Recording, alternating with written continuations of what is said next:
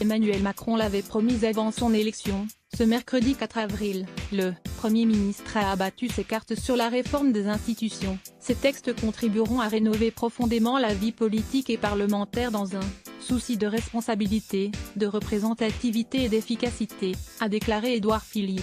Ces mesures sont populaires. La première, la baisse d'un tiers du nombre de parlementaires à l'Assemblée. Les 577 députés seront réduits à 404. Au Sénat, ils ne seront plus que 244 au lieu de 348. C'est déconnecter le député de son territoire, c'est affaiblir la diversité de l'Assemblée nationale et concentrer le pouvoir, toujours plus, entre les mains de la présidence de la République, en affaiblissant le Parlement, explique quant à lui Pierre Dharréville, député des Bouches-du-Rhône. Autre changement, il y aura 15% de proportionnel dès les législatives de 2022, ce qui représente une soixantaine de sièges. De la France insoumise au Front National, ce taux n'est pas jugé suffisant. Enfin, la limitation à 3 mandats d'affilée pour les députés, sénateurs, présidents d'exécutifs locaux est également prévue. Mais pour répondre à la grogne des maires, cette mesure ne s'appliquera qu'aux communes de plus de 9000 habitants, et seuls 10% seront concernés par cette limitation des mandats. À droite,